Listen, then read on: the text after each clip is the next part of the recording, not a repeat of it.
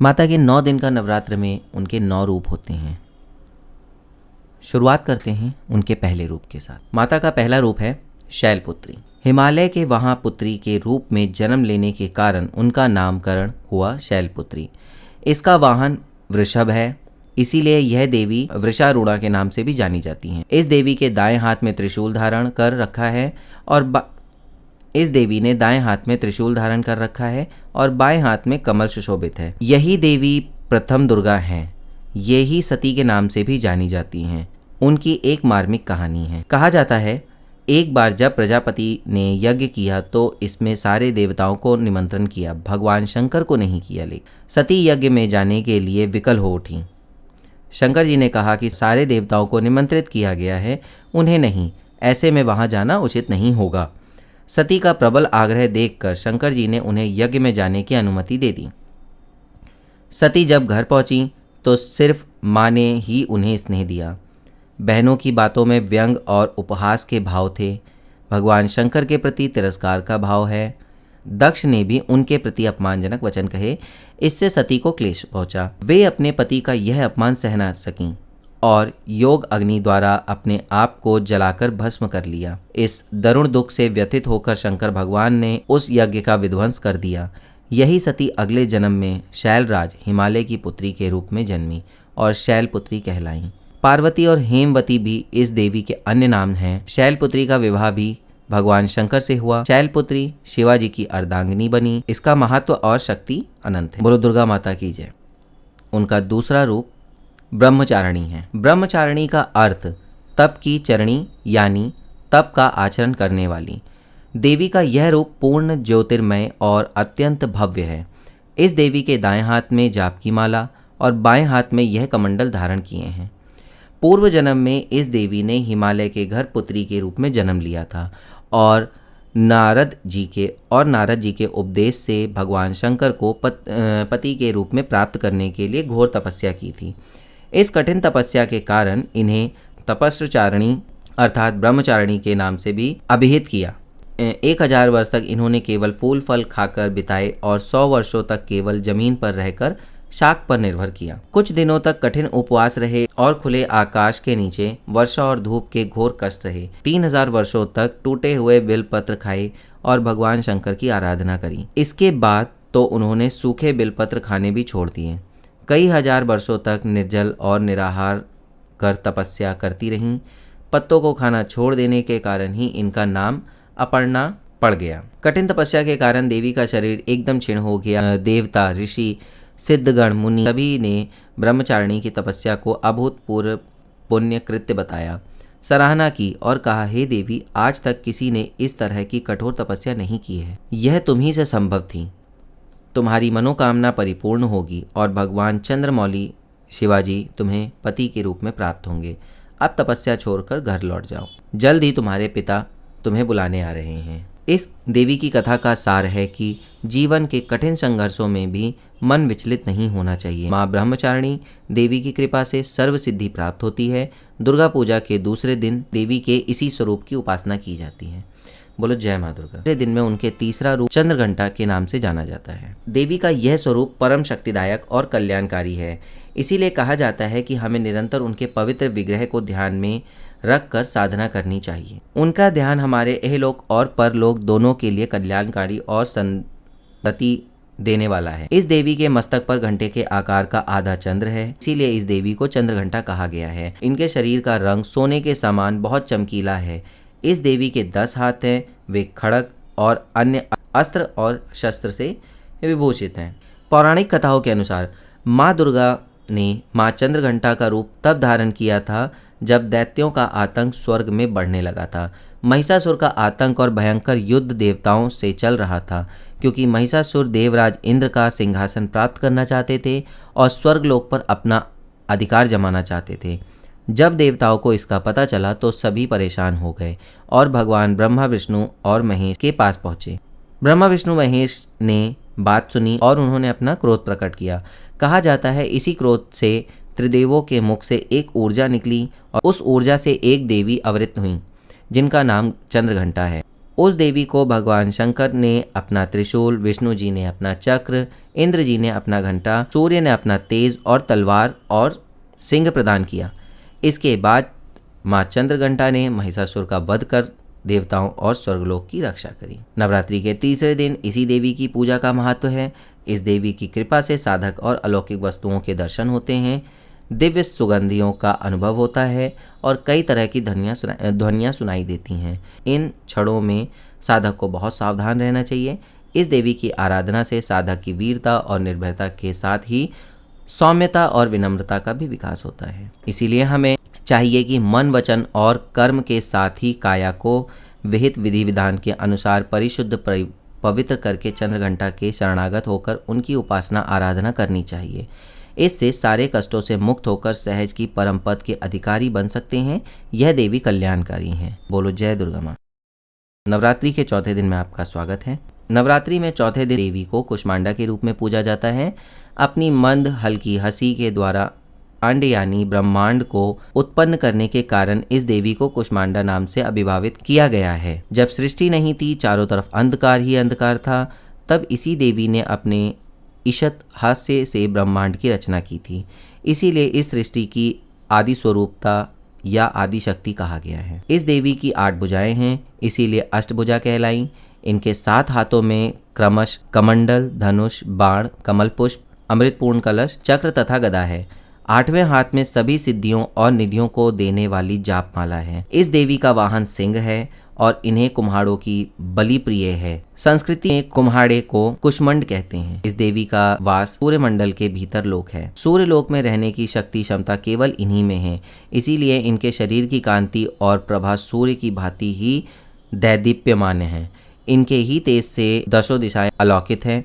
ब्रह्मांड की सभी वस्तुएं और प्राणियों में इन्हीं का तेज व्याप्त है। अचंचल और पवित्र मन से नवरात्रि के चौथे दिन इस देवी का पूजा आराधना करना चाहिए। इससे भक्तों के रोगों और शोकों का नाश होता है तथा उससे आयु, यश, बल और आरोग्य प्राप्त होता है। यह देवी अत्यल्प सेवा और भक्ति से ही प्रसन्न होकर आशीर्वाद देती हैं। सच्चे मन से पूजा करने वालों को सुगमता से परम पद प्राप्त होता है। विधि विधान से पूजा करने पर भक्त को कम से कम में ही कृपा का सूक्ष्म भाव अनुभव होने लगता है। यह देवी आधियों व्याधियों से मुक्त करती और उसे सुख, समृद्धि और उन्नति प्रदान करती है। अंततः इसी देवी की उपासना से भक्तों को सदैव तत्पर रहना चाहिए। जय माँ दुर्गा। माँ दुर्गा का 5वां स्वरूप स्कंद माता है। नवरात्रि में दुर्गा पूजा के अवसर पर बहुत सी विधि विधान में माता दुर्गा के 9 रूपों की पूजा उपासना की जाती है। आइए जानते हैं 5वां रूप, दुर्गा माता के 5वें रूप स्कंद माता के बारे में। इस देवी की 4 भुजाएं हैं। यह दाईं तरफ की ऊपर वाली भुजा में स्कंद को गोद में पकड़े हुए हैं। नीचे वाली भुजा में कमल का पुष्प है। बाईं तरफ ऊपर वाली भुजा में वरद मुद्रा है और नीचे वाली भुजा में कमल पुष्प है। पहाड़ों पर रहकर सांस्कारिक जीवों में नवचेतना का निर्माण करने वाली स्कंद माता नवरात्रि के 5वें दिन इस देवी की पूजा अर्चना की जाती है। कहते हैं इनकी कृपा से मूर्ख भी ज्ञानी हो जाता है। स्कंद कुमार कार्तिकेय की माता के कारण इन्हें स्कंद माता नाम से अभिहित किया गया है। इनके विग्रह से भगवान स्कंद बाल रूप में इनकी गोद में विराजित हैं। इस देवी की 4 भुजाएं हैं। इनकी उपासना से भक्त की सारी इच्छाएं पूरी होती हैं, भक्तों को मोक्ष मिलता है। सूर्य मंडल की अधिशास्त्री देवी होने के कारण इनका उपासक अलौकिक तेज और कांतिमय हो जाता है। अतः मन की आग्रह रखकर और पवित्र रहकर इस देवी की आराधना करने से साधक या भक्त को भवसागर पार करने की कठिनाई नहीं आती। इनकी पूजा से मोक्ष का मार्ग सुलभ है। यह देवी विद्वानों और सेवकों को पैदा करने वाली शक्ति हैं, यानी चेतना का निर्माण करने वाली हैं। कहते हैं कालिदास द्वारा रचित रघुवंशम महाकाव्य और मेघदूत रचनाएं स्कंद माता की कृपा से ही संभव हुई थी। जय माँ दुर्गा। माँ दुर्गा का 6वां रूप है कात्यायनी। नवरात्रि के 6ठे दिन माँ कात्यायनी की पूजा की जाती है। इनकी उपासना और आराधना से भक्तों की बड़ी आसानी से अर्थ, धर्म, काम और मोक्ष चारों फलों की प्राप्ति होती है। उसके रोग, शोक, संताप और भव्य नष्ट हो जाते हैं। जन्मों के समस्त पाप भी नष्ट हो जाते हैं। इस देवी को नवरात्रि के 6ठे दिन पूजा जाता है। कात्य गोत्र से विश्व प्रसिद्ध महर्षि कात्यायन ने भगवती पारंबा की उपासना की, कठिन तपस्या की। उनकी इच्छा थी कि उन्हें पुत्री प्राप्त हो। माँ भगवती ने उनके घर पुत्री के रूप में जन्म लिया, इसीलिए यह देवी कात्यायनी कहलाईं। इनका गुण शोध कार्य है, इसीलिए इस वैज्ञानिक युग में कात्यायनी का महत्व सर्वाधिक होता है। इनकी कृपा से ही सारे कार्य पूरे हो जाते हैं। ये वैद्यनाथ नामक स्थान पर प्रकट होकर पूजी गईं। माँ कात्यायनी अमोघ फलदायिनी हैं। भगवान कृष्ण को पति के रूप में पाने के लिए ब्रज की गोपियों ने इन्हीं की पूजा की थी। यह पूजा कालिंदी यमुना के तट पे की गई थी, इसीलिए ब्रजमंडल की अधिशास्त्री देवी के रूप में प्रतिष्ठित हैं। इनका स्वरूप अत्यंत भव्य और दिव्य है। ये स्वर्ण के समान चमकीली और भवसर हैं। इनकी 4 भुजाएं हैं।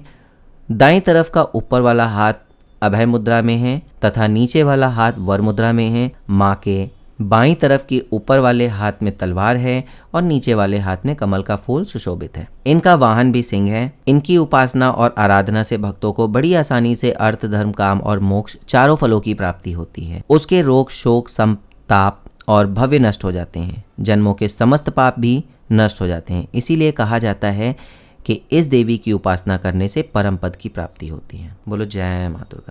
माँ दुर्गा के 7वें रूप कालरात्रि। माँ दुर्गा की यह 7वीं शक्ति कालरात्रि के नाम से जानी जाती है, अर्थात जिनके शरीर का रंग घने अंधकार की तरह एकदम काला है।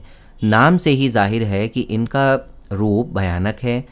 सिर के बाल बिखरे हुए हैं और गले में विद्युत की तरह चमकने वाली माला है। अंधकारमय स्थिति का विनाश करने वाली शक्ति है कालरात्रि। काल से भी रक्षा करने वाली शक्ति है कालरात्रि। इस देवी के 3 नेत्र हैं। यह 3 ही नेत्र ब्रह्मांड के समान गोल हैं। इनकी सांसों से अग्नि निकलती है और यह गर्दभ की सवारी करती हैं। ऊपर उठे हुए दाहिने हाथ की वर मुद्रा भक्तों को वर देती हैं। दाहिने ही तरफ का नीचे वाला हाथ अभय मुद्रा में है, यानी भक्तों को हमेशा निडर निर्भय रहो। बाईं तरफ के ऊपर वाले हाथ लोहे के कांटा और नीचे वाले हाथ में खड़ग है।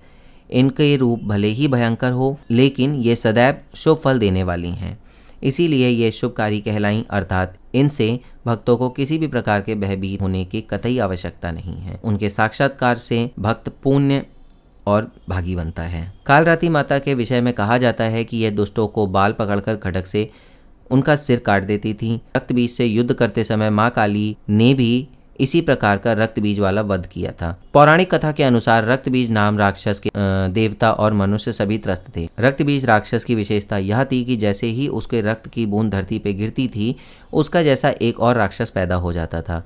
इस राक्षस से परेशान होकर समस्या का हल जानने सभी देवता भगवान शिव के पास पहुंचे।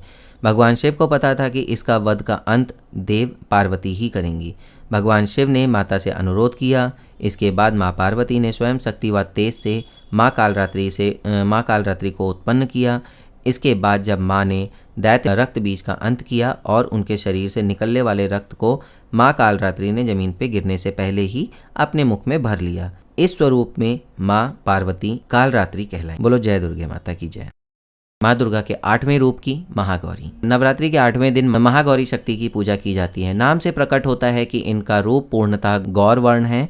इनकी उपमा शंख, चक्र और कुंद के फूल से की गई है।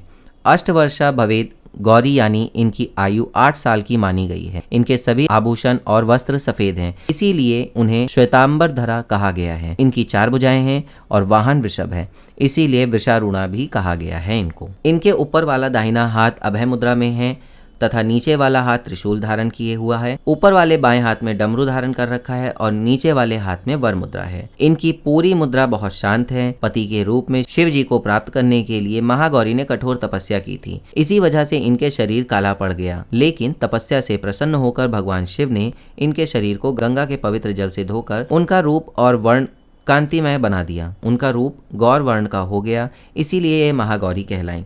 ये अमोघ फलदायिनी और इनकी पूजा से भक्तों को तमाम कलशमश धुल जाते हैं, पूर्व संचित पाप भी नष्ट हो जाते हैं। महागौरी का पूजन, अर्चन, उपासना, आराधना कल्याणकारी है। इनकी कृपा से अलौकिक सिद्धियां भी प्राप्त होती हैं। जय माँ दुर्गा जी।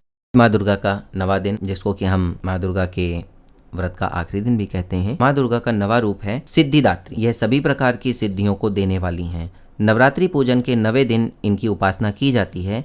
इस दिन शास्त्रीय विधि विधान और पूर्ण निष्ठा के साथ साधना करने वाले साधक को सभी सिद्धियों की प्राप्ति होती है। सृष्टि में कुछ भी उनके लिए अगम्य नहीं रह गया है। ब्रह्मांड पर पूर्ण विजय प्राप्त करने की सामर्थ्य उसमें आ सकती है। मार्कंडेय पुराण के अनुसार अणिमा, महिमा, गरिमा, लगिमा, प्राप्ति, प्रकाम्य, ईशित्व और विशित्व, ये 8 सिद्धियां होती हैं। ब्रह्मवैवर्त पुराण के श्री कृष्ण जन्म खंड में यह संख्या 18 बताई गई है। इनके नाम इस प्रकार हैं: अणिमा, लगिमा, प्राप्ति, प्रकाम्य, महिमा, ईशित्व, वशिष्त्व, सर्वकामावसायता, सर्वज्ञ, दूरश्रवण, पराकाय प्रवेशन, वाक सिद्धि, कल्पवृषत्व, सृष्टि, संहारकरण सामर्थ्य, अमरत्व, सर्वन्यायकत्व, भावना सिद्धि। माँ सिद्धिदात्री भगवानों और साधकों को यह सभी सिद्धियां प्रदान करने के लिए समर्थ हैं। देवी पुराण के अनुसार भगवान शिव ने इनकी कृपा से ही इन सिद्धियों को प्राप्त किया था। उनकी अनुकंपा से ही भगवान शिव का आधा शरीर देवी का हुआ था। इसी कारण वे लोक में अर्धनारीश्वर नाम से प्रसिद्ध हुए। माँ सिद्धिदात्री 4 भुजाओं वाली हैं। उनका वाहन सिंह है। यह केवल कमल के पुष्प पर आसीन होती हैं। इनके दाहिने तरफ के नीचे वाले हाथ में कमल पुष्प है। प्रत्येक मनुष्य का यह कर्तव्य है कि वह माँ सिद्धिदात्री की कृपा प्राप्त करने के लिए निरंतर प्रयत्न करते रहें, उनकी आराधना की ओर अग्रसर हों। इनकी कृपा से अनंत दुख रूप संसार से निर्लिप्त रहकर सारे सुखों को भोग करता हुआ वह मोक्ष को प्राप्त करता है। नव दुर्गा में माँ सिद्धिदात्री अंतिम है। अन्य 8 दुर्गाओं के पूजा उपासना शास्त्रीय विधि विधान के अनुसार करते हुए भक्त दुर्गा पूजा के 9वें दिन उनकी उपासना से प्रवृत्त होते हैं। इन सिद्धिदात्री माँ की उपासना पूर्ण करने के बाद भक्तों और साधकों को लौकिक पारलौकिक कामनाओं की पूर्ति होती है। सिद्धिदात्री माँ के कृपा पात्र भक्त के भीतर कोई ऐसी कामना शेष बचती ही नहीं जिससे वह पूर्ण करना चाहे। वह सभी सांसारिक इच्छाओं, आवश्यकताओं और स्पृहाओं से ऊपर उठकर मानसिक रूप से माँ भगवती के दिव्य लोकों के विचरण करता हुआ उनके कृपा रस पीयूष का निरंतर पान करता हुआ विषय भोग शून्य हो जाता है। माँ भगवती का परम सानिध्य ही उनका सर्वस्व होता है। इस परम पद को पाने के बाद उसे अन्य किसी भी वस्तु की आवश्यकता नहीं रह जाती। माँ के चरणों का यह सानिध्य प्राप्त करने के लिए हमें निरंतर नियमित रहकर उनकी उपासना करनी चाहिए। माँ भगवती का स्मरण, ध्यान, पूजन हमें इस संसार की असारता को बोध कराते हुए वास्तविक परम शांतिदायक अमृत पद की ओर ले जाने वाला है। इनकी आराधना से जातक को अणिमा, लगिमा, प्राप्ति, प्रकाम्य, महिमा, ईशित्व, सर्वकाम वासनीयता, दूरश्रवण, पराक्रमा प्रवेश, वाक सिद्धि, अमरत्व, भावना सिद्धि आदि समस्त सिद्धियों नवनिधियों की प्राप्ति होती है। आज के इस युग में इतना कठिन तप कोई नहीं कर पाता, लेकिन आपकी शक्ति अनुसार जप, ताप, पूजा अर्चना कर कुछ तो माँ की कृपा का पात्र बनता है। प्रत्येक सर्वसाधारण के लिए आराधना योग्य यह श्लोक सरल और स्पष्ट है। माँ जगदम्बे की भक्ति पाने के लिए इसे कंठस्थ कर नवरात्रि में 9वीं के दिन इसका जाप करना चाहिए। या देवी सर्वभूतेषु माँ सिद्धिदात्री रूपेण संस्थिता नमस्तस्यै नमस्तस्यै नमस्तस्यै नमो नमः। इसका अर्थ है, हे माँ सर्वत्र विराजमान और माँ सिद्धिदात्री के रूप में प्रसिद्ध अम्बे, आपको मेरा बार बार प्रणाम है। यह मैं आपको बारंबार प्रणाम करता हूँ। हे माँ मुझे अपनी कृपा का पात्र बनाओ।